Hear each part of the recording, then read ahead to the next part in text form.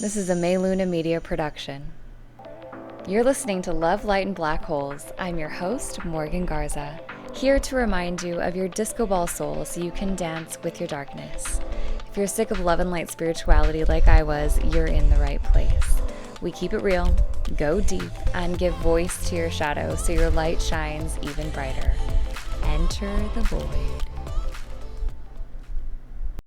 It's time to take your microdose. I am here recording this on Halloween, so happy Halloween, blessed Samhain if you are listening to this in real time, and if you are listening to this after the fact, it's still the energy that I am pulling in and transmitting into today's microdose podcast about making peace with your past selves.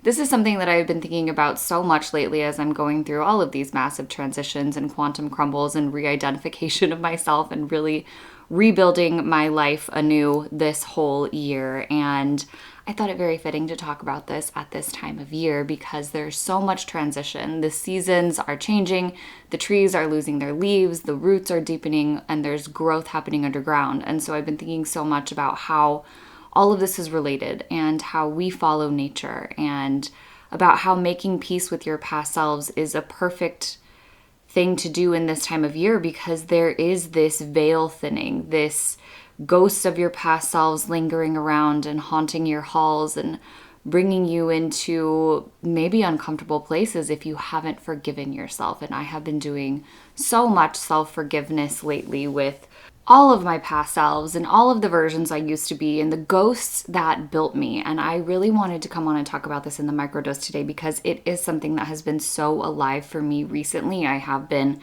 blasting through old patterns, old limiting beliefs, old ways of being, old everything. And I have realized that I do have a lot of reverence and love and respect for the woman that I used to be and for all of the ghosts that build me. And every version of you still lives inside of you. The wild one, the wounded one, the one who stayed too long, the one who walked away too soon.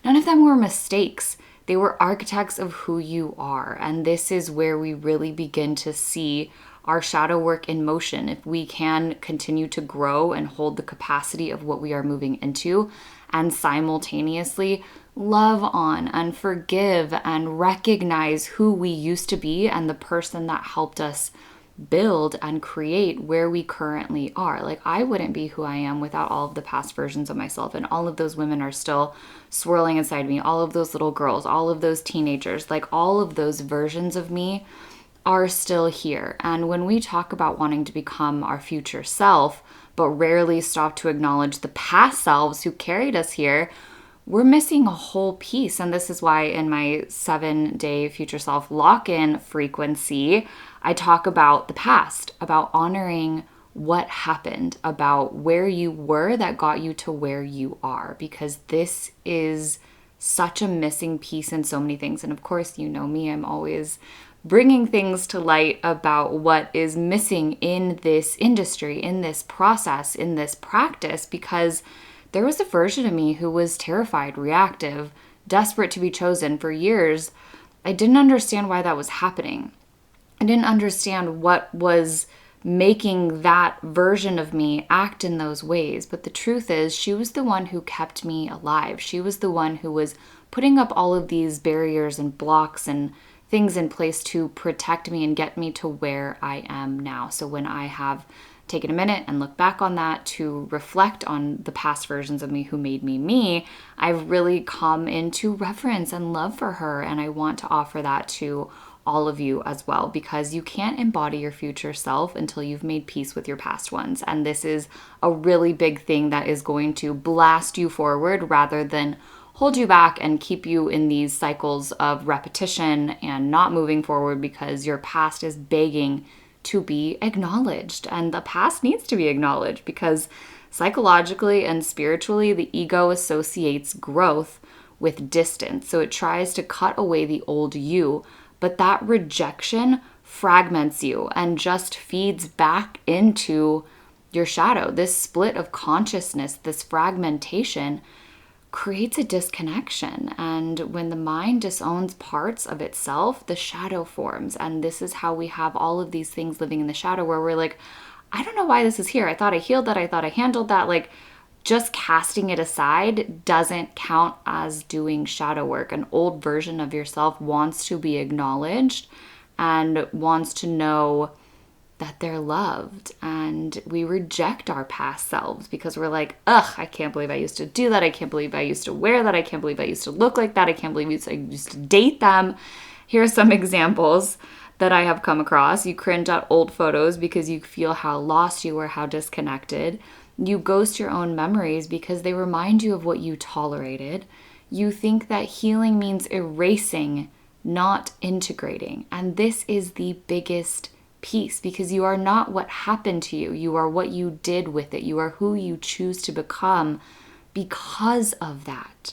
And nothing ever goes away until it's taught us what we need to know. So if you feel yourself cycling and circling back on these old things and old parts of yourself, it needs integration. They don't want rejection. This amnesia that we are self-inflicting on ourselves about past selves, because we're like not wanting to even acknowledge that we were that person, is keeping you away from your future self. And that is major. And this is the alchemy of forgiveness. When you give yourself forgiveness, you are releasing, you are allowing all of this to stop living rent-free, to stop cycling and stop haunting your halls of your mind, so that you can truly reorganize and rebuild and come into your future self. And this is a big thing for people, because forgiving yourself is so much harder, I think, than forgiving others. You're like, yeah, I understand, I get it.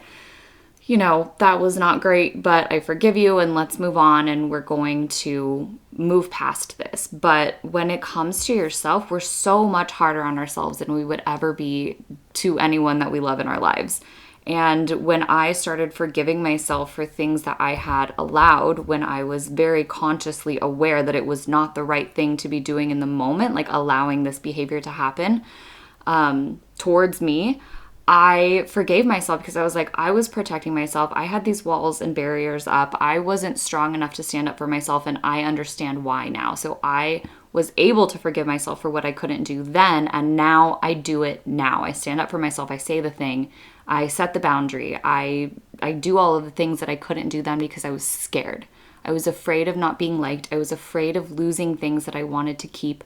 And I betrayed myself instead, and I lost myself instead. So I forgave myself for that. And when I stopped pushing and punishing my past self into the darkness, I stopped repeating her patterns.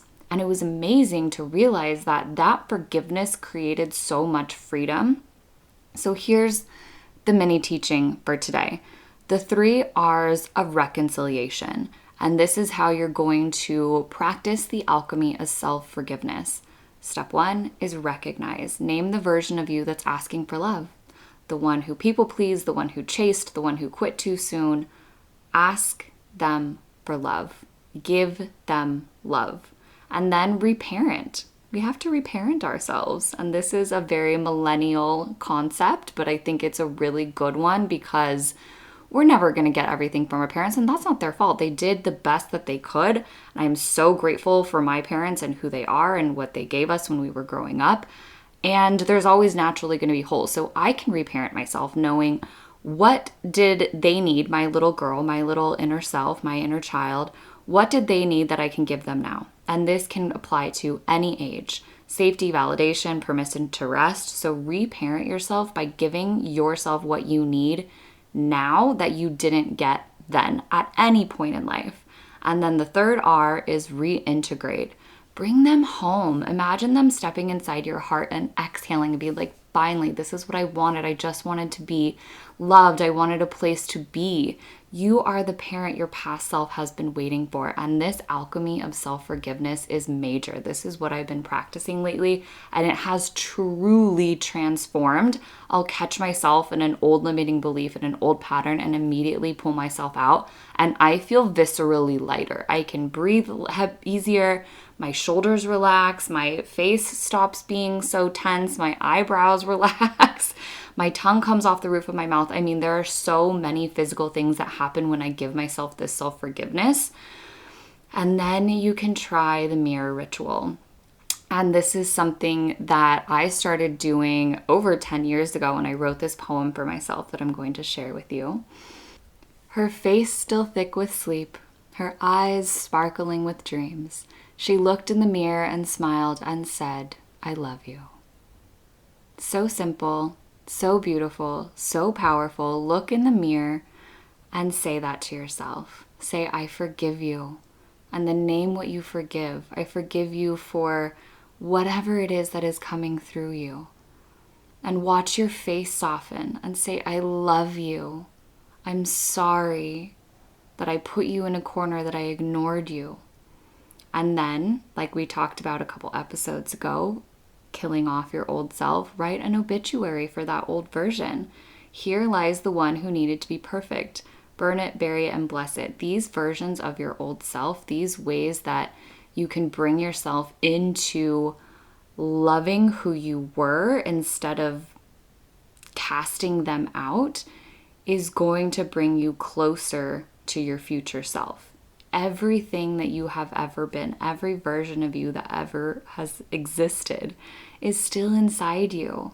And they're witnessing all of what you are. They are the choir behind your current voice, the ghost cheering every time you rise. You don't have to hate who you were to love who you are. And I really hope you don't hate who you were, because this is what you need to move forward into where you want to go.